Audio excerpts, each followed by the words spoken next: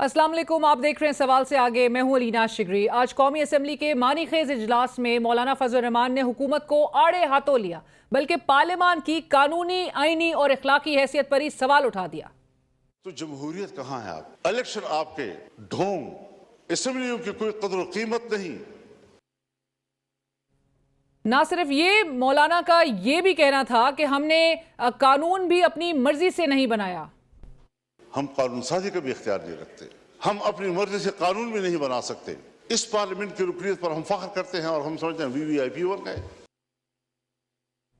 मौलाना फजल रहमान साहब ने यह भी सवाल उठाया कि शायद असेंबली की सीटें बेची गई हैं। इस बार तो बाकायदा असेंबलियां बेची गई हैं और असेंबलियां खरीदी गई हैं। दिलचस्प बात यह है कि इससे कबल मुस्लिम लीग नून के सीनियर रहनुमा भी ये सवालात उठा रहे हैं। हुकूमत में बैठी हुई जमातें जो हमारे लिए मुहतरम भी हैं, हमारे हम सफर रहे हैं, हम उनके उस जद्दोजहद की कदर करते हैं, लेकिन उन्हीं की जमातों के अंदर उनके सीनियर लोग मजबूर हैं कि वो अपनी ही मैंडेट को मुस्तरद कर रहे हैं, उस पर एतराजात उठा रहे हैं।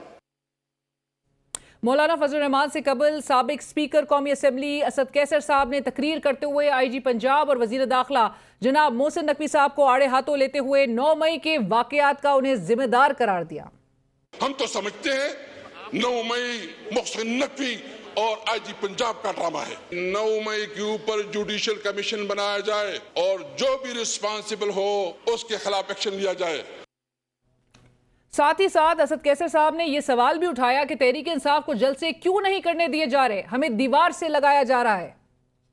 सिंध में हमने जलसा करना चाहा, लेकिन हमारा एक जलसा उससे बर्दाश्त नहीं हो रहा। भाई हम तो कौन सा इलीगल काम कर रहे हैं? हम तो पब्लिक तक अपना नुक्ता नजर पहुंचाना चाहते हैं। तहरीक इंसाफ जलसे करे तो उसके ऊपर तपा 144 इजाजत नहीं देती।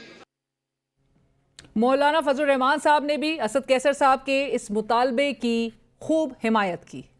जनाब असद कैसर साहब जो बात कर रहे थे, उनका जो मुतालबा था, मेरे ख्याल में उनका मुतालबा सही था और जलसा करना उनका हक है और मैं उनके इस मुतालबे की हिमायत करता हूँ। मौलाना साहब ने यहां मजीद एक और दिलचस्प बात की कि फैसले कोई और करे और मुंह हमारा काला हो। दीवार के पीछे जो कुव्वतें हमें कंट्रोल करती हैं, जिनके बागडोर हम दीवार के पीछे जो कुव्वतें हमें कंट्रोल करती हैं, जिनके बागडोर हमारे उनके हाथ में हैं, फैसले तो वो करें और मुंह हमारा काला करें। मौलाना साहब ने अपनी तकरीर में एहतजाज की कॉल दी और धमकी भी दी कि अगर कोई इस एहतजाज के रास्ते में आया तो वो सिवाय इसके अपने लिए मुश्किलात खड़ी करेगा। 2 मई को कराची में मिलियन मार्च होगा इंशाअल्लाह अज़ीज़। 9 मई को पेशावर में इंशाअल्लाह मिलियन मार्च होगा और अगर किसी ने रोकने की कोशिश की तो वो सिवाय इसके कि अपने लिए मुसीबत को दावत देगा। मौलाना साहब ने अपनी तकरीर के आखिर में कहा कि मैं तो आज भी कहता हूं और हमदर्दी की बुनियाद पर कहता हूं, मियां नवाज शरीफ साहब से, शहबाज शरीफ साहब से भी और अपने बरखुरदार बिलावल भुट्टो जरदारी साहब से भी कि अवाम के लोग हैं आप, आए अवाम में चलते हैं। मैं तो आज भी कहता हूं जनाब मियां नवाज शरीफ साहब से भी और जनाब शहबाज शरीफ साहब से भी, बिलावल जरदारी साहब से भी कि अवाम के लोग हो, चलो इकट्ठे अवाम में जाते हैं, छोड़ो इस इक़्तिदार को, आए इधर बैठें और अगर वाकई लार्जर ग्रुप पीटीआई है दे दो उनको हुकूमत। मौलाना साहब ने ये मशवरा यकीनन शायद खुलूस नियत से दिया हो, मगर हुक्मरान इत्तेहाद में तो गंगा उल्टी ही बह रही है। जहां नवाज शरीफ साहब के समधी इसहाक डार साहब जो पहले से ही वजीर खारजा, काबीना कमेटी बराए निजकारी के चेयरमैन, मुश्तरका मफादात काउंसिल के मेंबर थे, कल उनको मुल्क का चौथा नायब वजीर आजम मुकर्रर कर दिया गया। ये फैसला उस वक्त सामने आया जब वजीर आजम शहबाज शरीफ साहब सऊदी अरब में वर्ल्ड इकनॉमिक फोरम के इजलास में शिरकत के लिए मौजूद थे। तकर्री इतनी जल्दी में की गई कि एक्स जो आम आवाम के लिए तो बंद है, मगर वजारत खारजा ने जब अपने ऑफिशियल अकाउंट से ट्वीट किया तो उसमें अनाउंसमेंट की स्पेलिंग ही गलत थी। नवाज शरीफ के दस्ते राज को लगाकर किसे पैगाम दिया जा रहा है? बतौर डिप्टी वजीर आजम इसहाक डार कितने फाल होंगे? क्या वजीर आजम इख्तियारात इसहाक डार साहब से शेयर करेंगे? माजी में भी ये ओहदे सियासी गठजोड़ को मजबूत करने के लिए इस्तेमाल होते नजर आए। पहली मरतबा नायब वजीर आजम जुल्फ़िकार अली भुट्टो साहब 1971 में नायब वजीर आजम बने।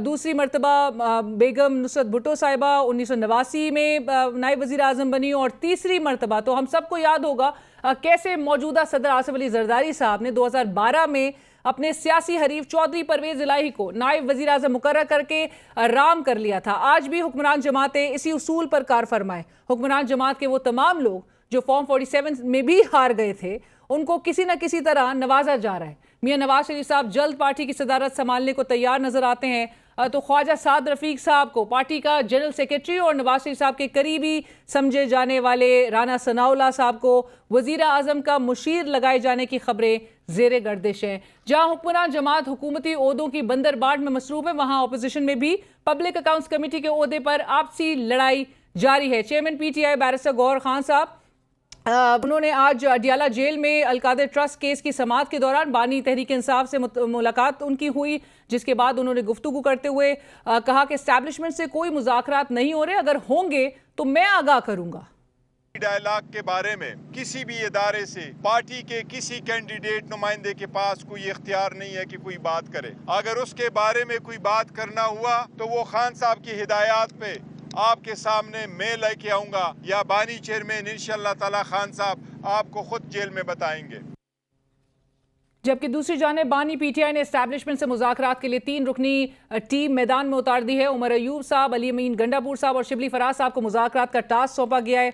दूसरी जानिब आपको नाज़रीन ये भी बताते चले कि आज इस्लामाबाद हाई कोर्ट में जस्टिस बाबर सत्तार ने ऑडियो लीक्स केस की अहम समाअत की। पेमरा, एफआईए और पीटीए की जानिब से जस्टिस बाबर सत्तार से ऑडियो लीक्स केस से अलहदा होने की मुतफरिक दरख्वास्तें 5-5 लाख जुर्माने के साथ खारिज कर दी गई। समाअत के आगाज़ पर जस्टिस बाबर सत्तार ने इस्तफसार किया कि किसकी इजाज़त से ये दरख्वास्त दायर की गई। मुतल्लिका हिस्सा पढ़ें जहां मुझ पर एतराज़ किया गया है। एडिशनल अटॉर्नी जनरल ने जवाब दिया कि एफआईए ने केस दूसरी अदालत मुंतकिल करने की इस्तदा की है।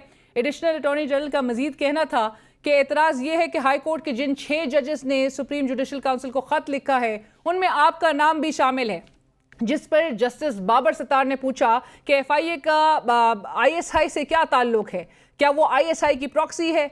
खत आईएसआई से मुतालिक है, एफआईए से मुतालिक नहीं। जस्टिस बाबर सत्तार ने यहाँ पर नुक्ता उठाया कि क्या जजों को ब्लैकमेल करने, खुफिया कैमरे लगाने से एफआईए का ताल्लुक क्या है? जस्टिस बाबर सत्तार ने एडिशनल अटॉर्नी जनरल से मुकालमा करते हुए कहा कि पिटीशन में एजेंसीज के किरदार के हवाले से बात की गई है, इसलिए मैं कह रहा हूं कि केस मुंतकिल करने का मकसद अदालती कार्रवाई को शर्मिंदा करना है। एडिशनल अटॉर्नी जनरल से सवाल किए गए कि एग्जीक्यूटिव जजेस को धमकाए, जज कार्रवाई करे तो मफाद का टकराव कैसे? क्या अदालत आईबी और एफआईए के केसेस सुनना छोड़ दे? जस्टिस बाबर सत्तार का मजीद कहना था कि इस तरह तो हुकूमत के खिलाफ कोई केस ही नहीं सुनना चाहिए।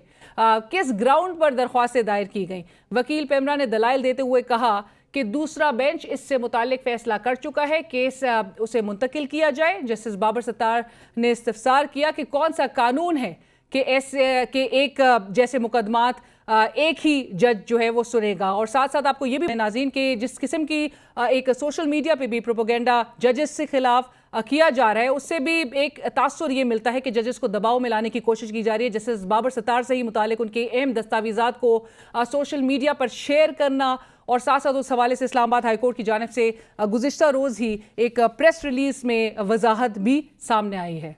और नाज़रीन, हमें प्रोग्राम में ज्वाइन कर रहे हैं मोहम्मद ज़ुबैर साहब, साबिक गवर्नर सिंध और सीनियर रहनुमा पाकिस्तान मुस्लिम लीग नवाज़। आप तर्जुमान भी रह चुके हैं मियां नवाज शरीफ साहब और मरियम नवाज साहिबा के। अस्सलाम वालेकुम sir, thank you for joining us, welcome to the show. Zubair साहब, गुफ्तगू का आगाज़ इस बात से, ऑल्दो कि मैं डार साहब की अपॉइंटमेंट से मुतालिक अपना डिस्कशन को लेकर जाना चाहूँगी, लेकिन क्विक मैं कॉमेंट चाहूँगी। आज मौलाना साहब कौमी असम्बली में जब वो खिताब कर रहे थे तो उन्होंने कहा कि ये जो असम्बली है ये इस्टेब्लिशमेंट की नुमाइंदा असम्बली है, हम कब तक इनके रिज़ल्ट्स पर, इस्टेब्लिशमेंट के रिज़ल्ट्स पर, नताइज पर रिलाई करेंगे और कब तक एक कॉम्प्रोमाइज़ पोजीशन में रहेंगे? असम्बली तो ऑब्वियसली फेक ही है, इसमें तो कोई दो राय नहीं है। तो कोई भी इंडिपेंडेंट किसी से भी पूछ लें, जितने number of cases are pending in the tribunals and so on, اور جس طرح سے جس طریقے سے ریزلٹس آئے روک دیے گئے وہ سب پوری دنیا کو پتہ ہے. تو اسمبلی یا اس کی وجہ سے جو حکومت بنی that does not have the mandate. تو اگر اس کے پاس مینڈیٹ ہی نہیں ہے اب اس کو کیری کرنا اور کب تک ہم کرتے رہیں گے. ہی از ویری رائٹ. 2018 میں ایسے ہی ہوا, پھر 2024 میں ایسے ہی ہوا. تو ہم 15 سال تو ایک فیک اس پر 2018 میں بھی ہوا تھا, بٹ 2018 میں and I was on the other side and I witnessed that, but اس کا اسکیل اتنا نہیں تھا.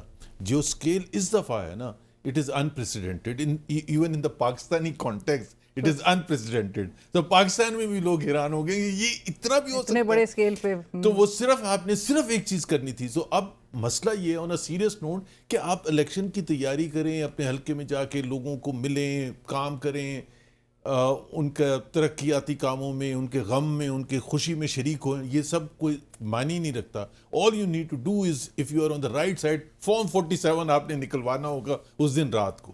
What ever the votes, whoever comes and votes for whoever, all you need to do is if you are on the right side تو آپ کو form 47 نکلوانا ہے اور اس سے آپ کا کام ہو جائے. سو مولانا صاحب اس حساب سے ہی is right absolutely. And you also agree کہ اسمبلی وہ جہاں پر وہ کہہ رہے ہیں کہ اسمبلی بھی بیچی گئی, سیٹیں بیچی گئی. آپ کو پتہ ہے جاوید لطیف صاحب کے بھی آن ریکارڈ جو ہے وہ سٹیٹمنٹس ہیں, یہ سب کچھ ہوا ہے.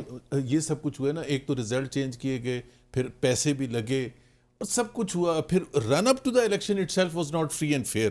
مطلب ایک ہوتا ہے نا آپ ہر پروسیس جو ہے وہ فری اینڈ فیئر ہونا چاہیے تھا. نامینیشن پیپرز بھرنے کا طریقہ کار, پھر ایک جو سب سے بڑی پولیٹیکل پارٹی ہے پی ٹی آئی, اس سے بلہ چھین لیا گیا.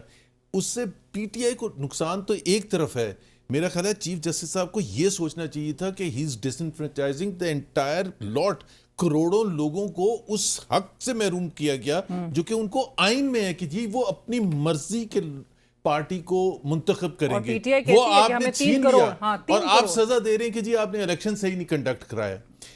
اس کے ان کو he should have taken a larger view of the electoral process and what it means for the people of Pakistan.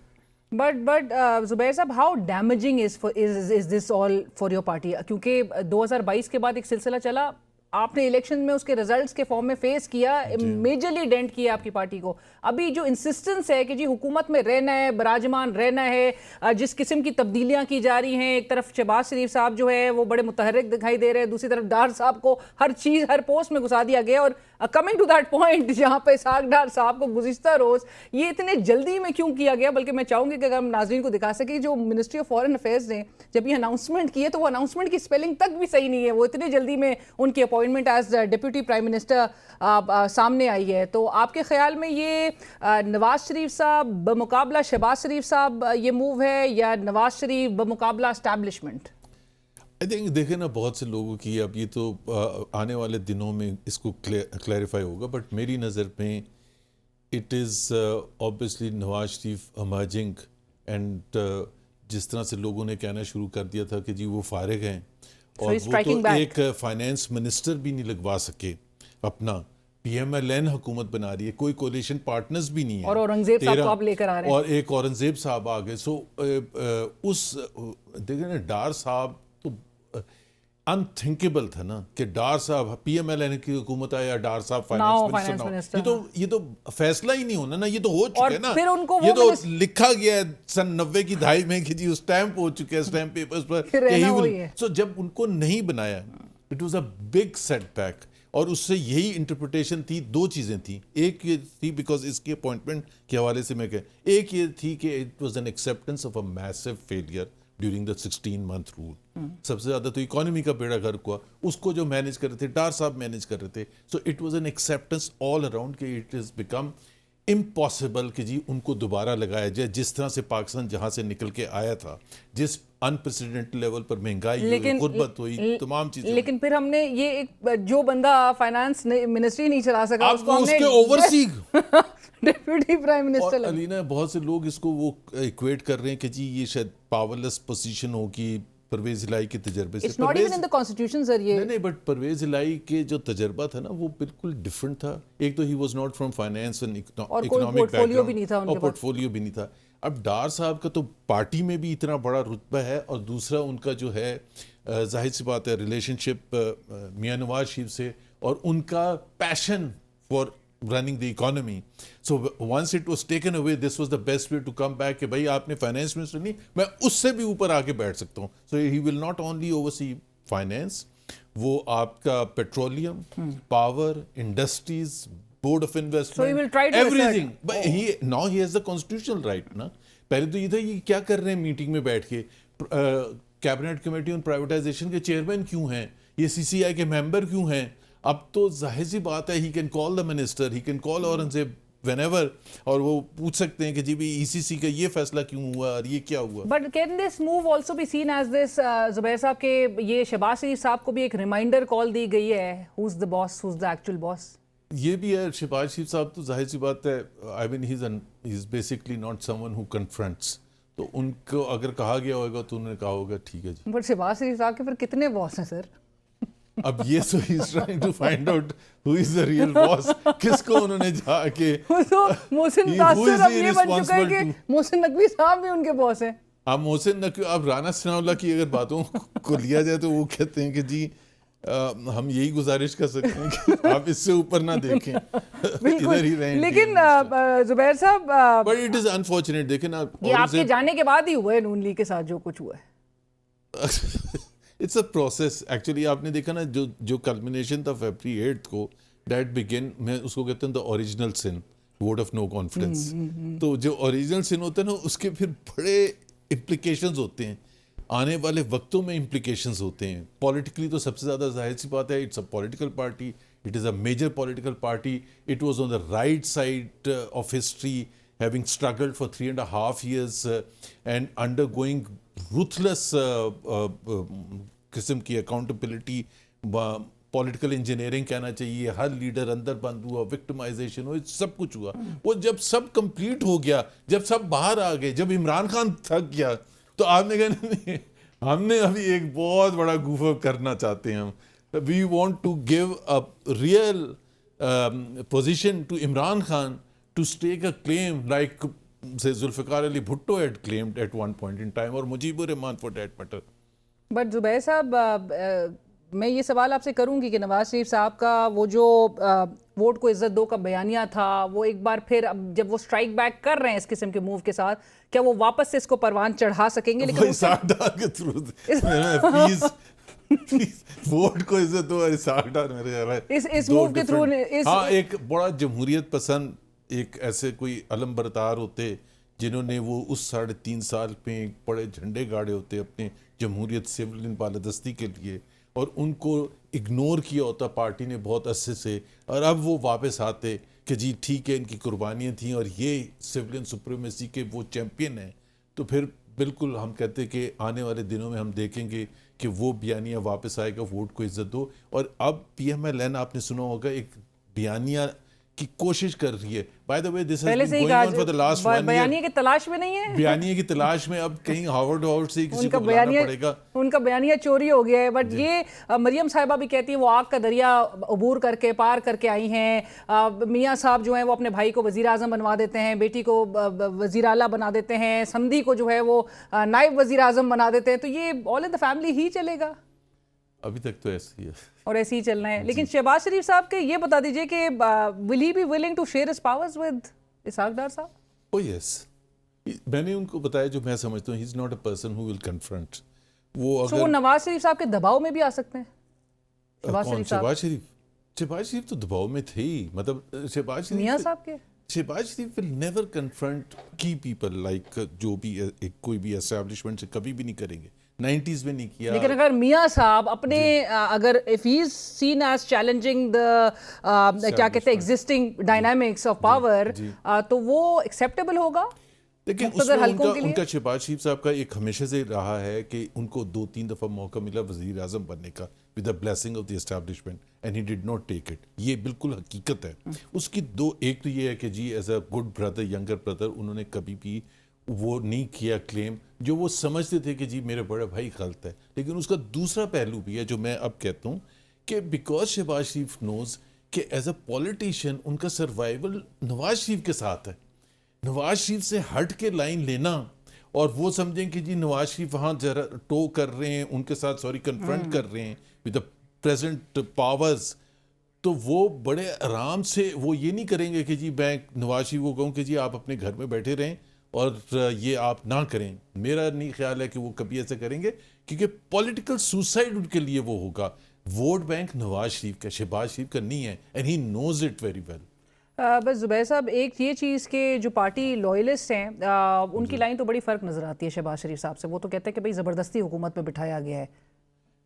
دیکھیں نا, یہ ایک حقیقت ہے کہ ظاہر سی بات ہے جب ایک مینڈیٹ نہیں آیا, سب کو پتا تھا کہ کس طرح کا مینڈیٹ, کس طرح سے نمبرز جوڑے گئے ہیں, تو پھر تو سوال پیدا ہوتا تھا کہ ہمیں لینا چاہیے یا نہیں لینا چاہیے. پھر ایون دا نمبرز جو جوڑ کے بن بھی گئے تھے وہ بھی ایسے نہیں تھے کہ جی آپ جا کے کلیم کر سکیں کہ جی ہمیں آپ پاور دی جائے اور کیا 5 سال تک ہم چلا سکیں گے. تو ظاہر سی بات اور آف دا ریکارڈ تو یہ تمام لوگ جو ہیں وہ کہتے تھے کہ ہم نہیں بن رہے تھے, اور یہی بات تمام جو ہے کچھ لوگوں نے تو جس طرح جاوید لطیف ظاہر سے سب سے زیادہ بات کرتے ہیں اور اندر کی کہانی بھی بتاتے ہیں, اور ان دنوں کی جب وہ پوسٹ فیبری 8 جب بات چیت ہو رہی تھی کہ even Nawaz Sharif and Shahbaz Sharif are not ready to take the claim. اب یہ جو لاجک ہے, اور بہت سے لوگ یہ دیتے ہیں پارٹی کے کہ ہم نے لیا اس لیے تھا کہ وہی ریاست کو بچانے کے لیے. یار آپ بھائی کون سی دنیا ہوتی ہے جس میں آپ کا مینڈیٹ نہیں ہے, آپ کیوں گھس رہے ہیں, آپ زبردستی اور ریاست کو بچانے کے لیے جو جیتا تھا اس کو دینا چاہیے تھا موقع. کیا ہمارا ملک ایسا ہے, کیا ہمارا آئین کے پاس جواب ہی نہیں ہے ایسی سچویشن کا کہ جی اگر کسی کی نہیں بنتی ہے میجورٹی, سپلٹ مینڈیٹ آتا ہے, تو بھائی میں اس میں تو بڑا کلیئر ہے کہ اگر نہیں کوئی بنا سکے گا, ٹرائی کرتے ہیں. انڈیا میں ہو چکا ہے 70s میں 80s میں کہ ٹرائی کرتے ہیں, 2-3 دفعہ ایک پارٹی نے ٹرائی کیا, بی پارٹی نے ٹرائی کیا, نہیں چلا, اس کے بعد then the assembly is dissolved, you go for the new elections and then you go to the people and say کہ دیکھیں آپ اس دفعہ ہمیں مینڈیٹ دیں گے کسی ایک پارٹی کو. بالکل, آپ یہ نہیں کہتے کہ ان کو موقع دیا تھا یہ حکومت بنا لیتے اور ہم نے حکومت بنا لی. بٹ نون لیگ میں بہت سارے لوگ یہ سمجھتے ہیں کہ میاں صاحب اپنی سیٹ بھی نہیں جیتے. آپ بھی یہ سمجھتے ہیں؟ دیکھیں آل انڈیکیشنز آر لائک دیٹ. میں اس میں کیونکہ یہ بڑا اسٹیٹمنٹ ہوتا ہے, اور اس کا جو ایشو ہوتا ہے نا وہ یہ ہوتا ہے کہ مجھے کوئی چیلنج کر دے کہ آپ کس بنیاد پر کہہ رہے ہیں, تو میرے پاس کچھ بھی نہیں ہے. میں 2+2 کر کے ہی بات کر سکتا ہوں جس طرح سے ریزلٹس آ رہے تھے اور جس طرح سے ہو رہا تھا. اور یہ اس میں 1% بھی اگر کوشچن مارک ہے اور شک ہے تو 1985 میں سب سے پہلے میاں صاحب الیکشن لڑے تھے اور جیتے تھے, اور جینوئن جیتے تھے آل تھرو. وہ ایبٹ آباد سے لڑتے تھے, جیتے تھے, منسائرہ سے لڑتے تھے, جیتے تھے, لاہور سے, ہر جگہ سے consistently for 40+ years. And now people questioning کہ whether he had won cleanly or not, I think. اور پھر اس میں یہ بھی دیکھنا ہے نا کہ ان کے جو اوپوننٹ تھیں یاسمین راشد, ان کو تو فیئر چانس بھی نہیں ملا تھا نا, وہ جیل میں بیٹھی تھیں, ان کے پاس تو نشان بھی نہیں تھا اپنی پارٹی کا. سو وہ اس کانٹیکس میں دیکھا جائے تو اور زیادہ کوسچن مارک ہوتا ہے. بالکل, اور بلکہ جو فارم 45 دکھائے بھی جا رہے تھے وہ آپ کو یاد ہوگا بڑے پریس کانفرنسز کر کے بھی دکھائے گئے, اس میں 300 ووٹ کہیں فارم 45 میں میاں صاحب کے, اور فارم 47 میں تو کافی ٹیون ہمیں کافی 1300 ہو گئے. میں یہ کہتا ہوں کہ اس دفعہ کا الیکشن کا جو ایمبیگوٹی تھی, جو ڈسکریپنسیز تھیں, اس کو حل کرنا سب سے زیادہ آسان تھا, اور سب سے زیادہ failure election commission of Pakistan کا. جس طرح سلمان راجہ لے کے بیٹھے ہوئے یا وہ تیمور جھگڑا لے کے بیٹھے ہوئے, بھائی آپ نے ٹوٹل کر رہے ہیں نا. آپ تیمور جھگڑا کے فارم 45 چھوڑ دیں, آپ اس حلقے سے جو جماعت اسلامی کے لڑے تھے ان کے پاس جو فارم 45 ہے اس کو لے کے کر لیں. مطلب پوری دنیا کہتی ہے کہ یار آپ کے اتنا کیا مشکل ہے. یہ جو جن لوگوں نے نون لیگ آپ کی جماعت کے اندر کنسیڈ کیا تھا اور بڑے اپنی شکست جو ہے وہ تسلیم کر لی تھی, ابھی ان کو عہدے ملنے جا رہے ہیں آپ کی پارٹی کے اندر. وہ جو جنرل کونسل کا اجلاس ہونے جا رہا ہے, اور میاں صاحب وہ 11 تاریخ کو اپیرنٹلی, اور میاں صاحب واپس سے جو صدر کا عہدہ ہے ان کو واپس ان کی تاج پوشی جو ہے وہ متوقع ہے. وہ تو وہ بالکل صحیح ہے. ہونی چاہیے. دیکھیں جتنی بھی ڈیموکریسیز ہیں دنیا بھر کی, اس میں پارٹی جب پاور میں آتی ہے تو پارٹی اور گورنمنٹ کے عہدے جو ہوتے ہیں الگ الگ ہوتے ہیں. بڑے سمپل لاجیکل ہے نا. ابھی ایسے Iqbal is secretary general of the party, مطلب can he even manage even half an hour during the day for the party? He can't. So party is the main basis, اس نے لانگ ٹرم رہنا ہے, government نے نہیں long term رہنا ہے. تو اگر آپ پارٹی کو منظم کرنے کا ہی چھوڑ دیں گے اور آپ اس بنیاد کیونکہ پاکستان میں یہ نا مسئلہ یہ ہے کہ پارٹی کو کیا ضرورت کیا ہے. ہم جائیں گے جب الیکشن ہوگا اس وقت دیکھیں گے فارم 47 کیا کر سکتے ہیں. وہ ایزیئر وے اب بن گیا تو وہی کریں. رائٹ. زبیر صاحب اب ذرا اکانومی سے متعلق بھی آپ کے ایک آدھ کامنٹس مجھے ضرور چاہیے. آئی ایم ایف کے لحاظ سے امپیکٹ کیا دیکھتے ہیں؟ Stand by agreement ahead of a full blown package. اور ہمارے فائنانس منسٹر اورنگزیب صاحب عرف مسٹر اوری وہ کہتے ہیں کہ ایک لانگ ٹرم ہم آئی ایم ایف کے ساتھ رہیں گے. دیکھیں ایک تو میں اس چیز سے بہت شدید مجھے اختلاف ہے کہ میں بڑا سمپل سی لاجک کر لینا. پاکستان نے اگلے 5 سال میں $7.5 بلین دینے ہیں آئی ایم ایف کو. اگر آئی ایم ایف پاکستان کو نہیں دے گا تو کہاں سے پاکستان دے گا؟ So it is more in the interest of I M F. So there is nothing for celebration کہ ہم کنکلوڈ کر لیں گے آئی ایم ایف کا loan package. There is nothing to celebrate. There is nothing to celebrate. اگر I M F package سے آئی M F loan سے معیشت ٹھیک ہوتی, عوام کی بہتری ہوتی, پھر 23 جو پروگرام تھے اس میں کیا ہوا؟ جان چھڑا چکے ہوتے ہیں. 24ویں پروگرام میں جب آپ جا رہے ہیں تو ایک عام شہری پاکستانی جس نے صرف مہنگائی دیکھی ہے, غربت دیکھی ہے, بے روزگاری دیکھی ہے, تعلیم کا فقدان دیکھا ہے, صحت کا فقدان دیکھا ہے, وہ یہ پوچھ رہے کہ میں کہاں ہوں اس آئی ایم ایف پروگرام میں سارے. تو یہ اتنا بڑا ایک میں تو کہتا ہوں کہ ایک پاکستانی عوام کے ساتھ دھوکہ ہے کہ آپس میں سیلیبریشن ہوگی. ابھی یہ جو آئے گا نا ایک نیکسٹ ٹرانچ جو آنی ہے وہ جیسی آئے گی 1.1 بلین کی مبارکبادیں ہوں گی. اسٹاک مارکیٹ ایک نئی ہائی بنائے گا اور وہ کہیں گے دیکھیں پاکستان کی جو اکانومی ہے کہاں جا رہی ہے. نہ بات کرتے عوام کے ارد گرد کوئی بات نہیں کرتا. 6 سال سے consistently Pakistan I M F program میں, 2008 سے سوائے 2 سال کے 2017 اور 18 کے Pakistan I M F program میں رہا ہے. اگر 16 سال میں سے 14 سال آئی ایم ایف پروگرام کے بعد کیا غربت کم ہوئی ہے؟ نہیں, زیادہ ہوئی ہے اور بہت زیادہ ہوئی ہے. مہنگائی کم ہوئی ہے, بہت زیادہ ہوئی ہے. بے روزگاری کم ہوئی ہے, قرضے کم ہوئے ہیں, زیادہ ہوئے, بہت زیادہ ان مینیجیبل ہو کے. مطلب آپ کا فسکل ڈیفیسٹ کم ہوا ہے, زیادہ ہوا ہے. On every count economic growth لے لیں آپ, اس کی ایوریج لے لیں. So if I M F is a recipe for economic progress then Pakistan should have been the most progress country in the world or at least in the region. پر زبیر صاحب یہ کس طرح سے پھر ریاست بچائی ہے جو یہ کلیم کرتے ہیں؟ اگر اتنا کچھ عوام کے ساتھ یہ کر بیٹھے ہیں 2022 آنورڈز اور اچھا خاصی اس وقت نمبر. بڑا سمپل سا انیلا, جنوری 2022 جب ووٹ آف نو کانفیڈنس کی موو چلی تھی, آپ اٹھا کے دیکھ لیں S B P state bank کی ریزروز, میں وہ کمرشل بینک سے نہیں کاؤنٹ کر کے بتا رہا, وہ تھے $16.8 بلین. ٹھیک ہے نا, آج کتنے؟ $8 بلین. ڈبل فگرز میں نہیں آئے ہیں, 2022 کے بعد ڈبل فگرز میں نہیں آئے ہیں. ایک وقت آیا تھا $2.9 بلین.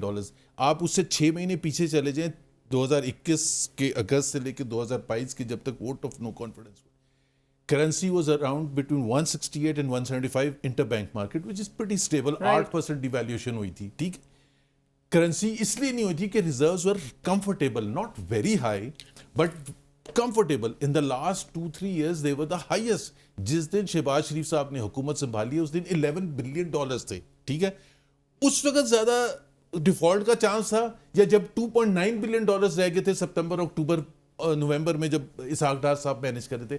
کیا مذاق ہے. اور آپ نے ڈی ویلیویشن جھٹکے دیکھے تھے جو کرنسی کو لگ رہے تھے. سو زبیر صاحب آج کو جو ہم دن دیکھ رہے ہیں وہ تمام تر اس کی جو ذمہ ہے وہ پی ڈی ایم حکومت کو جاتی ہے. تمام تر تو نہیں, آپ پاکستان کے 36 سال کے لیٹس بی فیئر, لیکن 22 تک تو چیزیں کنٹرول میں پھر بھی تھی نا.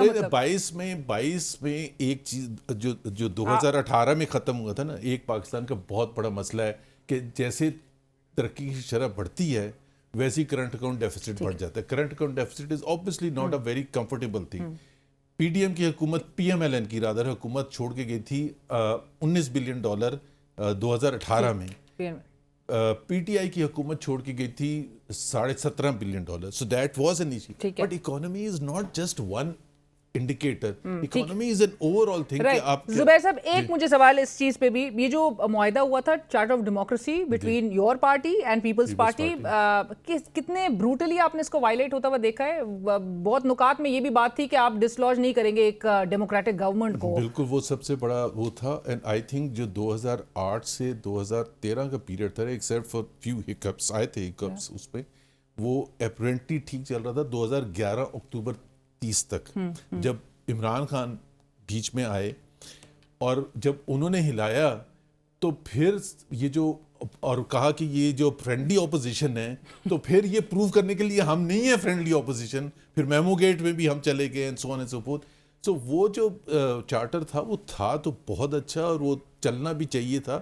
اور اگر وہ چلے آج تمام میجر پولیٹیکل پارٹیز کر لیں اس پر دوبارہ سے اور کمٹمنٹ کر لیں تو that is the only way to Pakistan's progress on a sustainable basis. جو جیل میں بیٹھے ہیں وہ اسٹیبلشمنٹ کی طرف اب یہ تو مسئلہ نا لوگ یہ کہتے ہیں اور عارف حبیب صاحب گزشتہ ہفتے وہ مشورہ دے رہے ہیں وزیر اعظم کو. مشورہ تو بالکل صحیح دیا تھا انڈیا کا بھی. آپ کو لگتا ہے وہ جاوید لطیف صاحب نے تو اس پہ بھی اعتراض کیا ہے کہ وہ نیوٹرل شاید نہیں ہے, وہ کسی کے کہنے پر وہ یہ مشورہ دے رہے ہیں کہنے پر یہ نہیں, but as a leading business man ان کا انٹرسٹ پاکستان سے کسی پولیٹیکل پارٹی سے ہے. نو عارف حبیب ویری ویل, نہ وہ پی ٹی آئی کے ہیں نہ وہ پی ایم ایل این کے. ان کے لیے معیشت کو چلنا چاہیے اور اس کے لیے 2 کنڈیشنز بڑی امپورٹنٹ ہے.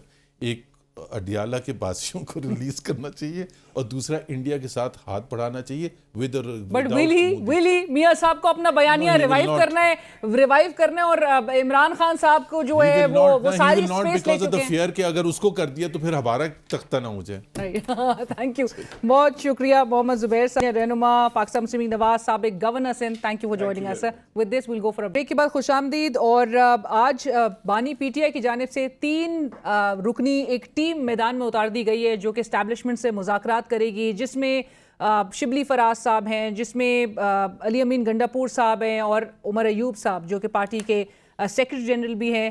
وہی صرف مذاکرات کریں گے. اور اس سے کیا امپریشن دیا جا رہا ہے؟ بانی پی ٹی آئی مذاکرات کے لیے اسٹیبلشمنٹ سے سنجیدہ ہیں, اور جہاں پر عمر ایوب صاحب اور علی امین گنڈاپور صاحب کو اس کمیٹی کی ہم یا اس ٹیم کی ہم اس کو ڈومینیٹ کرتے ہوئے دیکھ رہے ہیں, تو وہاں پر کے پی اور پنجاب جو پاکستان تحریک انصاف کے اندر جو کے پی پنجاب کی ایک ٹف نظر آ رہی ہے, کیا اسی وہ مزید اس سے مضبوط نہیں ہو جاتی؟ اور آج جو کیسز کے حوالے سے بھی ہم ضرور گفتگو کریں گے, جس میں نیب کے پروسیکیوٹر کا جو رویہ ہے وہ مایوس کن نظر آ رہا ہے, جہاں پر وہ عدالتی پیش نہیں ہو رہے اور معاملہ جو ہے وہ مزید ڈریگ ہوتا ہوا دکھائی دے رہا ہے. ہمیں جوائن کر رہے ہیں پاکستان تحریک انصاف کے بانی کے فوکل پرسن جناب انتظار حسین پنجوٹا صاحب. السلام علیکم سر, تھینک یو فار جوائننگ اس. انتظار صاحب, گفتگو کا آغاز اس بات سے جو خان صاحب اسٹیبلشمنٹ سے بات چیت کے حوالے سے انہوں نے 3 لوگ میدان میں اتارے ہیں جو میں نے ذکر بھی کیا, جن کا یہی 3 لوگ مذاکرات کریں گے, اور خان صاحب سنجیدہ ہے اسٹیبلشمنٹ سے مذاکرات کے لیے؟ بہت شکریہ آپ کا اس پوائنٹ کے اوپر, کیونکہ بہت زیادہ کنفیوژن پھیلی ہوئی ہے اور آپ کی پارٹی ہی معذرت کے ساتھ مزید اپنے بیانات دے کے بہلا رہی ہے. اچھا ہے کہ ایکسپلین کرنا, میں آپ کو پوزیشن واضح کر دوں. سب سے پہلے تو خان صاحب اس پہ کلیئر ہے کہ کسی کے ساتھ اس وقت ہمارے کوئی مذاکرات نہیں ہو رہے, نمبر 1. نمبر 2, وہ سمجھتے ہیں کہ میں ایک سیاستدان ہوں, میں پولیٹیکل پارٹی کا ہیڈ ہوں, اور سیاستدان جو ہیں وہ ہمیشہ مذاکرات پر یقین رکھتے ہیں اور مذاکرات کرتے ہیں. لیکن مذاکرات کرتے ہیں سیاسی جماعتوں کے ساتھ بھی ہیں, آپ اسٹیبلشمنٹ کی طرف جی میں دیکھ رہا ہوں. انہوں نے کسی کا واضح نہیں کیا کہ میں کس کے ساتھ مذاکرات کر رہا ہوں. یہ چونکہ ایک ڈیبیٹ چلی ہوئی ہے, ہر کوئی اٹھتا ہے ادھر سے, ہماری پارٹی کے اندر سے معذرت کے ساتھ, لیکن انہوں نے ایک کلیئرٹی دی ہے کہ اگر مذاکرات ہوں گے تو مذاکرات میں خود اناؤنس کروں گا اور میں خود جو ہے وہ بتاؤں گا آپ کو. اگر میں کروں گا یا پھر میرا جو اس وقت چیئرمین ہے تحریک انصاف بیرسٹر غور کریں گے, اور جو ٹیم ہوگی وہ بھی انہوں نے کلیئرلی بتا دیا. ٹیم میں یہی 3 افراد ہیں جن کا نام لیا گیا, بالکل یہی 3 افراد ہیں. لیکن امپورٹنٹ یہ ہے کہ اس وقت یا آگے اس وقت کوئی کسی کے ساتھ کسی قسم کی کوئی جو مذاکرات ہیں وہ نہیں ہو رہے. بٹ وہ چاہتے ہیں کہ مذاکرات ہو. دیکھیے مذاکرات جو ہیں وہ ہمیشہ, میں نے پہلے کہا, وہ جس دن ان کی جو بھی بات سامنے آتی ہے, ہر روز ان کی بات میں یہ بات بھی ساتھ ہوتی ہے جو اس کو انفارچونیٹلی ہائی لائٹ نہیں کیا جاتا, دوسری چیزوں کو اٹھا لیا جاتا ہے. بٹ سیاسی جماعتوں کے ساتھ مذاکرات کے لیے انہوں نے یہ ٹیم تشکیل نہیں دی ہے, انہوں نے یہ ٹیم اسپیسیفکلی اسٹیبلشمنٹ سے مذاکرات کے لیے کی نہیں, اس طرح کسی جگہ پہ انہوں نے یہ مینشن نہیں کیا. انہوں نے مذاکرات کی بات کی. تو مذاکرات کس سے؟ اب مذاکرات ان جماعتوں کے ساتھ جو اس وقت حکومت میں. دیکھیے مذاکرات میننگ فل مذاکرات ہوتے ہیں, whoever has the authority. There you go. And آپ کو بھی پتہ ہے کہ authority کدھر ہے. بات یہی ہوتی ہے, لیکن اس میں یہ نہیں ہے کہ کوئی ہماری طرف سے بہت زیادہ جلدی لگی ہوئی ہے, یا اس وقت خان صاحب جو ہیں وہ بڑے اس پوزیشن میں ہے کہ وہ بڑے تنگ آئے ہوئے اندر. نہیں بالکل. جب وہ یہ کہتے ہیں کہ مذاکرات, ابھی آپ نے جو پہلا نقطہ کہا کہ مذاکرات ابھی تو ہو ہی نہیں رہے ہیں, سو ان کی طرف سے بھی کوئی پیغام نہیں آ رہا. देखिए इस वक्त क्लियरली मैं आपको कहूँ कि पैगाम नहीं आया, वो इनडायरेक्टली मैसेजेस आते हैं जो जिसमें आपको सबसे पहली बात आपको पता है, सारी दुनिया को पता है कि -1 चाहते हैं वो। खान साहब को कभी कहा जाता है आप 2 साल जो है वो खामोश हो जाएं, कभी कहते हैं 6 महीने खामोश हो वो जाएं। पहले जो दिए जा रहे थे जी पैगाम। बिल्कुल, ये इस किस्म के पैगामात इनडायरेक्टली आते हैं, वो उनका डायरेक्ट सोर्स तो कोई भी नहीं होता, वो शायद जो भी है। But- लेकिन पॉइंट ये है कि मुज़ाकरात जो इस वक्त एक बात की गई है कि मुज़ाकरात होने चाहिए, मुख्तलिफ पार्टियां भी कह रही हैं, और हमेशा फिर आगे से ये कहा जाता है कि खान साहब जो हैं वो मुज़ाकरात पर यकीन नहीं रखते। पर वो एतराज इस बात जिद पे उठा रही रहते कि हैं। आप किस तरफ देख जिद रहे पर हैं, आप रहते हमारे हैं। साथ आके बैठे ताकि हम वजह करें कुछ तरीकेकार, हम रूल्स ऑफ द गेम जो है उसको डिसाइड करें। हमेशा आज मौलाना साहब भी जो असेंबली में बात कर रहे थे कि उनकी नुमाइंदगी, मतलब उनकी तरफ इशारा किया जा रहा था कि वो उनकी नुमाइंदा असेंबली है आपकी, बल्कि हमें मौलाना साहब तो आज तकरीर से बाकायदा तौर पे लग रहा था कि वो तहरीक इंसाफ की नुमाइंदगी कर रहे हैं, जिस तरह से आप लोग के लिए आज उन्होंने इतनी मजबूत आवाज़ उठाई है। देखिए उनका शुक्रिया अदा करते हैं कि उन्होंने हमारे लिए जलसे की डिमांड की है, ये हर पॉलिटिकल पार्टी का हक है।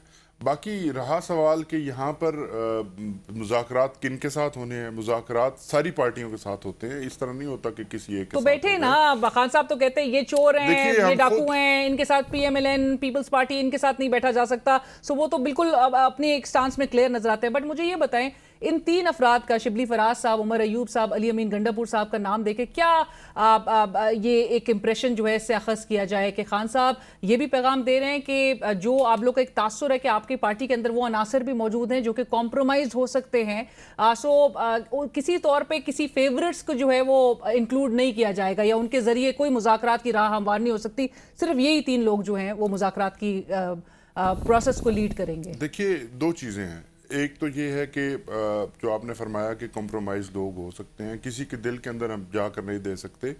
हमारे साथ खड़े हैं, जो हमारे साथ इस वक्त खड़े हैं वो हमारी पार्टी का हिस्सा हैं, हम सबको जो है किसी के ऊपर कोई शक नहीं है। खान साहब की भी पॉलिसी यही है, जब नाम जाते हैं वो सबकी किसी को कोई जिम्मेदारी देते हैं, किसी को कोई देते हैं। बट ये तो आपको इसमें एक नजर आ और रहा भी है। इंप्रेशन है कि ये दूसरी- लीड कर रहे हैं, KP वाले लीड कर रहे हैं हर नहीं, चीज में। वो ये भी नहीं है। मैं आपको बताता हूँ कि ये 3 नाम क्यों आए हैं। ये 3 नाम इसलिए आए हैं क्योंकि ये वो लोग हैं जिन्होंने मुश्किल तरीन दौर, जब 9 मई के बाद जमान पार्क और हर तरफ से रास्ते बंद हो गए और 5 अगस्त के बाद जो ऑपरेशन हुआ पीक पे पहुंचा, तो ये 3 लोग थे जिन्होंने पार्टी को चलाया। और इस पूरे प्रोसेस में ठीक। ये पार्टी के लिए नए लोग नहीं हैं।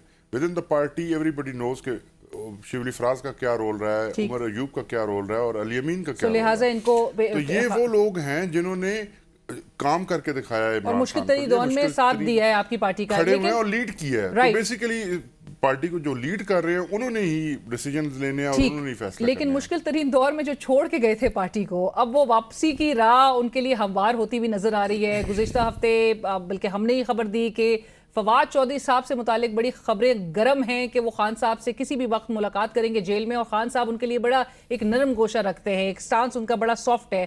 फवाद चौधरी साहब पाकिस्तान तहरीक इंसाफ का हिस्सा बन चुके हैं बाकायदा तौर पे, मुलाकात कब तक मुतवक्के और मजीद नाम कौन से हैं? इमरान इस्माइल साहब है, वो कहते हैं मैं मुलाकात का ख्वाहिशमंद हूँ, इमरान खान साहब से अभी तक कोई पैगाम नहीं आया। शीरी मजारी साहिबा का नाम जो है वो मंजर आम पर आ चुका है। देखिए जी, ये जो खान साहब का एक जो पॉलिसी है, जिन्होंने हमें छोड़ा था 9 मई के बाद से, जिन्होंने पार्टी को बाय फोर्स उन्हें तशद्दुद करके और तंग करके जो है छुड़वाया गया, उसमें 2-3 किस्म के केसेस हैं। हर एक केस को खान साहब अलग नज़रिए से देखते हैं क्योंकि हर एक की अपनी एक स्ट्रगल है। कुछ तो वो लोग हैं जिन्होंने बिल्कुल कोई रेजिस्टेंस शो नहीं की और स्ट्रेट अवे उन्होंने वो छोड़ के तो चले वो गए। कौन से नाम है जिसको खान साहब बिल्कुल कंसिडर नहीं करेंगे? मैं आई थिंक वो फर्क अभी वो उनको वापसी नहीं है उनकी। मैं इस वक्त मुझे लगता है कि ये शायद क्योंकि इमरान इस्माइल जिस तरह इमरान इस्माइल साहब का कभी जिक्र नहीं हुआ और ना कभी उन्होंने अली जैदी जिक्र साहब? किया। अली जैदी साहब का भी जिक्र आया है, लेकिन अच्छा है उनका जिक्र, तो देखते हैं अभी नहीं, क्या उनकी होता है। वापसी हो सकती है, खान साहब उसके लिए ग्रीन सिग्नल दे सकते हैं। देखिए अल्टीमेट फैसला खान साहब ने करना है, लेकिन जिन चीज़ों के ऊपर उनका जिक्र होता है वो अच्छी चीज़ें मेंशन की गई हैं। शीरी तो मैं- मजारी साहिबा आ रही हैं वापस, जी, उनका भी अच्छा जिक्र हुआ और उनको मुलाकात के लिए कहा गया है, अभी तक ये इसके ऊपर कोई फैसला नहीं हुआ। और जी, फवाद खान चौधरी साहब वापस आ चुके हैं। देखिए फवाद चौधरी साहब वापस आ चुके होते तो मेरी जगह वो बैठे होते हैं। ابھی تک وہ واپس پارٹی میں تو نہیں آئے، لیکن خان صاحب ان کو اچھے الفاظ میں یاد کرتے ہیں. لیکن وہ بڑے متحرک نظر آ رہے ہیں سوشل میڈیا پہ پاکستان تحریک انصاف کے موقف کو لے کر اور خان صاحب کے بیانیے کو لے کر آلریڈی.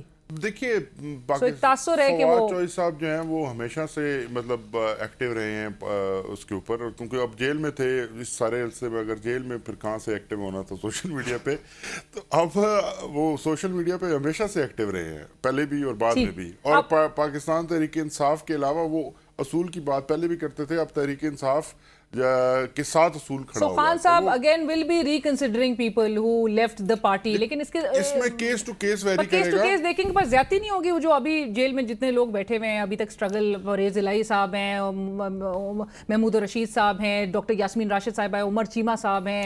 دیکھیے ہر ایک کی اپنی اسٹرگل ہے، ان کی بالکل اسٹرگل ہے، اور ورکرز ہیں جنہوں نے بہت زیادہ اسٹرگل کیا ہے. ان لوگوں نے بھی اسٹرگل کیا ہے، ان کی بھی ایک پوری ہسٹری ہے اور خان صاحب کے لیے انہوں نے بہت قربانیاں دی ہیں اور اس کے بعد بھی آج تک قربانیاں دیتے آ رہے ہیں. تو یہ ساری چیزیں ہیں جس کو خان صاحب کیس ٹو کیس دیکھتے ہیں، اور الٹیمیٹ اتھارٹی تو وہی ہے. انتظار صاحب آخر میں صرف مجھے بریفلی یہ بتا دیجیے گا، خان صاحب کے کیسز کنکلوڈ ہوتے ہوئے آپ کو دکھائی دے رہے ہیں، بالخصوص سائفر کا معاملہ ہو، آج بہرحال القادر ٹرسٹ کے حوالے سے بھی بتائیے گا کہ کنکلوژن اس کا جلد ہوتا ہوا دکھائی دے رہا ہے. 25 گواہان نے اپنے بیانات قلم بند کروا دیے ہیں، لیکن باوجود اس کے نیب پروزیکیوٹر اگین اس کیس میں بھی بیل اپیل ہیئرنگ کے حوالے سے وہ ڈیلیئنگ ٹیکٹکس بظاہر نظر آ رہا ہے. کہ دیکھیے یہ بڑا انفارچونیٹ ہے، نیب کے دو چہرے ہیں، ایک چہرہ ٹرائل کورٹ کے اندر ہے جس کے اندر وہ چاہتے ہیں کہ ہر روز پروسیڈنگز ہوں اور لمبی پروسیڈنگز ہوں اور ختم ہو جائے، اور وہ چاہتے ہیں ایک دن میں کیس ختم کریں. جبکہ دوسری طرف جہاں پہ خان صاحب کو ریلیف ملنا ہے، ضمانت کا کیس ہے، ضمانت کا case most urgent case consider کیا جاتا ہے، تو ارجنٹ کیس اس میں وہ پیش ہی نہیں ہو رہے، اس میں پیش نہیں ہوتے. ٹرائل ایک لمبی پروسیڈنگز ہوتی ہیں، اس میں ان کا دل ہوتا ہے کہ صبح سے شام ہمارا کنڈکٹ آپ دیکھیے کہ ہمیں پتہ ہے کہ یہ سزا ہونی ہے، ہمیں پتہ ہے، یہ خان صاحب کو بھی پتہ ہے، اور ہم کلیئر ہے کہ یہ سزائیں، یہ کیس بنائے اس لیے گئے، بنائے اس لیے گئے. اور خان صاحب کو جب پتہ ہے وہ ستمبر اکتوبر تک ان کو رگڑا لگایا جائے گا، جیل میں رکھا جائے گا، تو آپ کی پارٹی سے ایسی آوازیں کیوں آ رہی ہیں کہ اسی ماہ میں وہ باہر رہائی کی باتیں ہو رہی تھیں اور کل آخری روز ہوگا اس ماہ کا؟ دیکھیے وہ جو لوگ بات کر رہے تھے، لائرز بات کر رہے تھے، وہ کیسز کی بات کر رہے تھے جو کیسز سامنے صاحب بھی بات کر رہے تھے اور دیگر رہنماؤں کی جانب سے بھی باتیں کی جا رہی ہیں. دیکھیے پولیٹیکلی جن لوگوں نے بات کی، شاید انہوں نے وکیلوں کے ساتھ بات کر کے اسی بات کو آگے بڑھایا ہے، یا لوگوں کو تھوڑا چارج اپ کرنے کی کوشش کی جائی تھی. لوگ ویسے بھی میرے خیال سے چارج اپ ہیں، اور تحریک انصاف کا جو ورکر ہے وہ کبھی بھی میرے خیال سے سلو نہیں ہوا، وہ ہمیشہ چارج اپ ہی ہے. چلیں، تھینک یو سو مچ انتظار صاحب، بہت شکریہ کرنے کے لیے. فوکل پرسن بانی پی ٹی آئی انتظار حسین پنجوٹا صاحب اس وقت ہمارے ساتھ پروگرام میں شریک تھے، جنہوں نے کہا کہ خان صاحب آبویسلی مذاکرات کے لیے معاملات جو ہے اور وہ ایک ماحول کس حد تک سازگار بنتا ہوا آنے والے دنوں میں نظر آئے گا، یہ بھی ایک بہت بڑا سوالیہ نشان ہے. لیکن اچھی اور پازیٹیو بات یہ ہے کہ خان صاحب نے یہ ٹیم تشکیل دے دی گئی ہے ان کی جانب سے، جس میں 3 رکنی ٹیم ہے، یہی مذاکرات کے عمل کو لیڈ کریں گے، اور جو بھی ڈیولپمنٹ سامنے آئے گی وہ باقاعدہ طور پہ اناؤنس کی جائے گی. اور انتظار صاحب بینگ ون آف دوز کی پرسنز جو کہ خان صاحب سے ملاقات میں موجود ہوتے ہیں، ان سے ہمیں اس وقت ایک فرسٹ ہینڈ انفارمیشن خان صاحب کے نیریٹو، ان کے سٹانس سے متعلق ہم نے آپ تک پہنچائی. اور اسی کے ساتھ ہی بڑھیں گے ایک بریک کی طرف. میں اس وقت جوائن کریں اسٹوڈیو میں senior court reporter Saqib Bashir صاحب، اور ان سے جانیں گے آج اسلام آباد ہائی کورٹ میں یہ اہم ترین کیس کی جو سماعت ہوئی ہے، آڈیو لیکس کیس کی، اور ساتھ ساتھ جو جسٹس بابر ستار نے جو وہ درخواستیں تھیں ان کو کیس سے الگ کرنے سے متعلق اس کو خارج کیا، ساتھ ساتھ جرمانے بھی عائد کیے گئے. مزید ہم حال جانیں گے ثاقب بشیر صاحب سے. ثاقب صاحب السلام علیکم، بہت شکریہ ہمیں جوائن کرنے کے لیے. ثاقب صاحب، یہ جو آڈیو لیکس کیس کی سماعت کے دوران ہی، اور آج اعتزاز احسن صاحب بھی بڑا سراہ رہے تھے جسٹس بابر ستار صاحب کے رول کو اور جس طرح سے وہ اس کیس کو لے کر چل رہے ہیں، آج معاملات سامنے آئے کیا؟ اور ریمارک سے تو بڑا انٹرسٹنگ لگتا ہے جس طرح سے سرزنش کی گئی ہے ایف آئی اے کی اور دیگر اداروں کی. کیا انٹرسٹ نظر آتا ہے؟ یہ تو بڑے سنگین سوالات بھی ریز کرتے ہیں اس بات پہ کہ اداروں کو یا حکومت کا اس میں کی کیا انٹینشن ہے کہ اگر وہ چاہتے ہیں کہ جسٹس بابر ستار صاحب یا اس کیس سے علیحدہ ہو جائیں یا پھر یہ کسی اور عدالت میں منتقل ہو جائے. ایک تو میرے خیال میں اس بندے کو تلاش کرنا چاہیے جس نے گورنمنٹ کے ان اداروں کو یہ مشورہ دیا کہ آپ جو ہے وہ اعتراض عائد کر دیں. اس کی وجہ یہ ہے کہ آپ سمپلی سوچیں نا کہ اگر گورنمنٹ ہی ہائی کورٹ کے ججوں پر ڈائریکٹلی اس قسم کے اعتراضات عائد کرنا شروع کر دے تو پھر عام جنرل پبلک کیسے اس پہ اس کا Absolutely. اور آپ نے جہاں کہا کہ بندے کا تعین کرنا چاہیے تو وہ سوال بھی ریز ہوا تھا، وہ تعین ہو سکے گا؟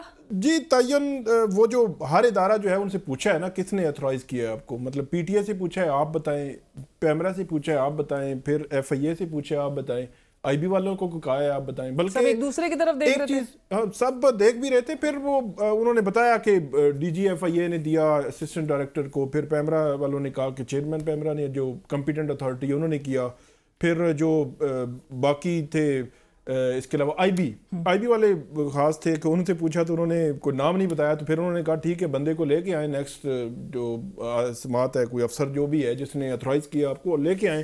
3 کی حد تک تو انہوں نے ایک تو کلیئر آرڈر کر دیا 5 لاکھ روپے جرمانہ، اور پلس جو کنٹیمپٹ آف کورٹ کی پروسیڈنگز بھی شروع ہو سکتی ہیں، مطلب یہ امکان بالکل واضح ہے کہ وہ کنٹیمپٹ پروسیڈنگ جو ہے وہ ان کے خلاف.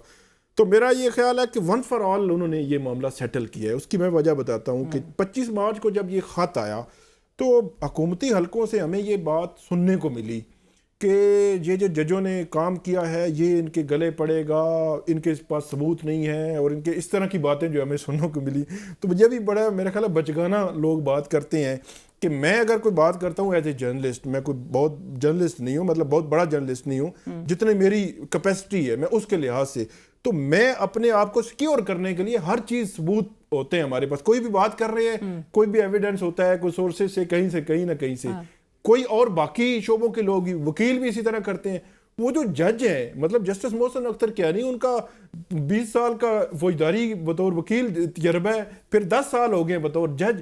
تو کیا ان ججز نے جو کچھ آن پیپر لائے ہیں اس کا کوئی ثبوت نہیں ہوگا؟ یہ کر کو سوچتا ہے تو بہت بچگانہ سوچ ہے اس کی. اور الٹا ہم نے ویسے ثاقب صاحب جو انفارچونیٹ کیمپینز دیکھ رہے ہیں ہم انہی ججز، یہ جسٹس بابر ستار بھی انہی 6 ججز میں شامل تھے، اور گزشتہ 2 روز سے جو سوشل میڈیا پہ آپ کی بھی نظروں سے گزرا ہوگا ان کی نیشنلٹی کو لے کے اتنے سوالات کہ کل اعلامیہ وہ جاری کرنا ایشو کرنا پڑ گیا کہ ان کے گرین کارڈ ان کے پاس ہے، وہ فریکوینٹ ٹریول کرتے ہیں امریکہ کے حوالے سے. یہ بھی آپ کو لگتا ہے کہ جان بوجھ کے کیا جا رہا ہے؟ جی میں وہ پہلی بات صرف اتنا کہہ دوں کہ وہ ونس فار آل انہوں نے سیٹل یہ کر دیا کہ آئندہ سے فیڈرل گورنمنٹ کا کوئی ادارہ یہ نہیں سوچے گا کہ بالکل آپ جو بھی کر دیں ریکیوز کر دیں، ان کو ریکیوزل ڈال دیں گی، آپ جی کیس نہیں سن سکتے. آج کے بعد کم سے کم یہ جو کنٹیمپٹس شروع ہو جاتی ہیں نا تو اس کے بعد تو ونس فار آل معاملہ سیٹل ہو جائے گا. آج کے بعد یہ ہمت کو نہیں کرے گا. حکومت بنیادی سوال تو یہ ہے کہ اٹارنی جنرل صاحب، پھر لاء منسٹر آپ کے بازم نذیر طارر صاحب، مطلب ان کو ایڈوائز کر کون رہا ہے؟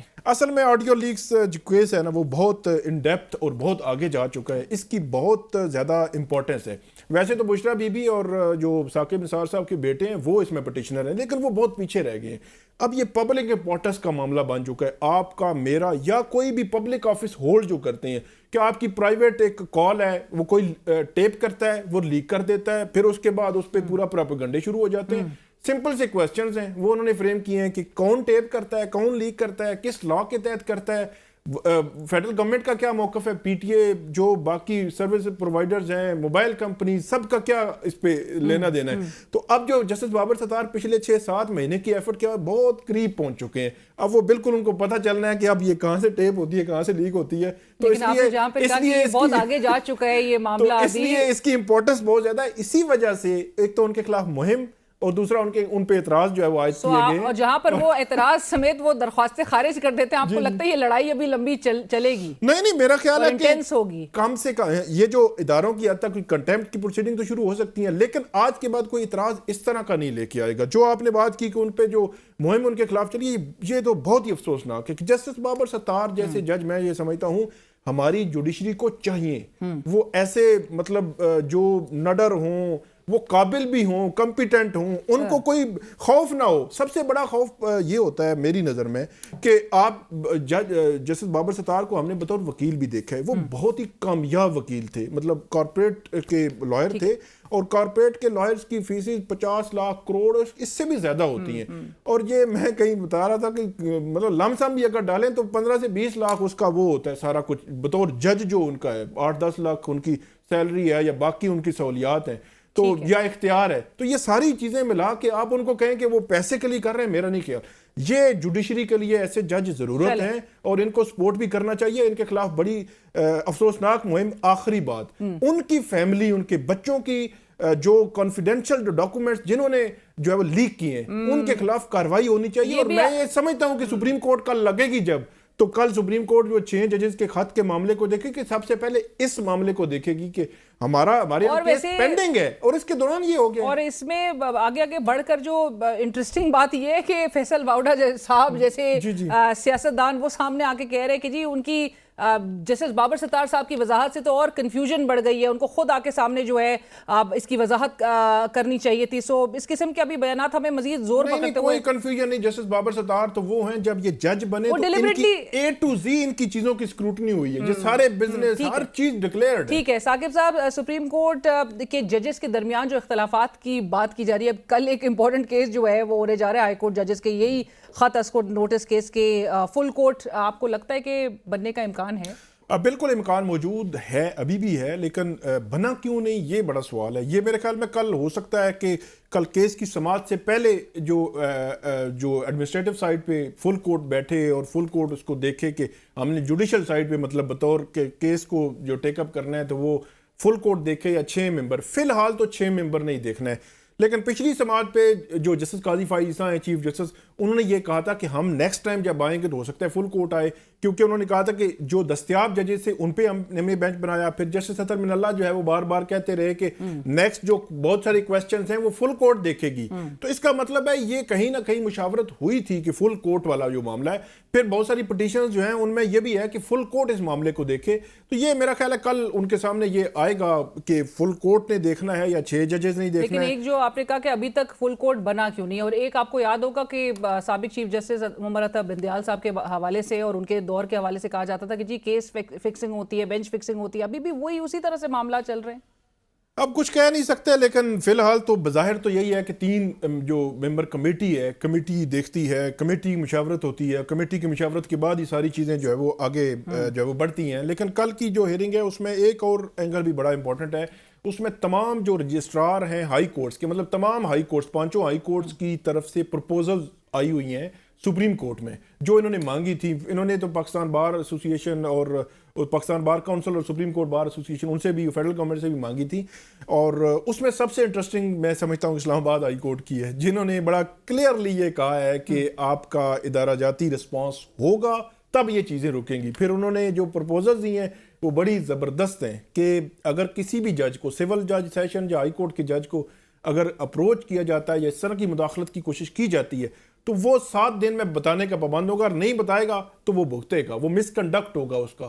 تو یہ ایک بڑا افیکٹو ہے. پھر کنٹیمپٹ آف کورٹ کی جو کارروائی کی بات بار بار کی جا رہی تھی وہ اب میرا خیال میں ہوگی. یہ نظر بھی آئے گی کہ کچھ بدلی چیزیں شاید نظر آئیں گی اسلام آباد ہائی کورٹ اور باقی جگہوں پہ شاید. رائٹ. سو عدالتیں جو ہے وہ گرم ہونے لگی ہیں, بڑے کیسز جو ہے وہ اگین زیر کل ساری نظریں سپریم کورٹ کی طرف ہوں گی. ججز کے خط کا معاملہ اور کس طرف جاتے ہوئے دکھائی دیتا ہے, اور دوسری بات جو آڈیو لیکس کیس کا معاملہ ہے یہ بھی جس طرح ثاقب بشیر صاحب کہہ رہے تھے کہ بہت آگے تک جا چکا ہے. کیا وہ عناصر, ان تمام عناصر کا تعین کیا جا سکے گا کہ جو اس وقت ایڈوائز کر رہے ہیں حکومت کو اس قسم کی, جس کے جو آج ہمیں سیناریو نظر آیا کہ جہاں پر عدالت پہ ججز پہ اعتراض اٹھایا جا رہا ہے, اور کون وہ شخص ہے, جس طرح ثاقب صاحب بھی کہہ رہے ہیں کہ کون وہ بندہ تھا. سو کیا وہ اس کا تعین ہو سکے گا, کیا وہ منظر عام پر اس کو لے کر آیا جا سکے گا. پروگرام کی ٹیم علینا شیخی کو اجازت دیجیے. اللہ حافظ.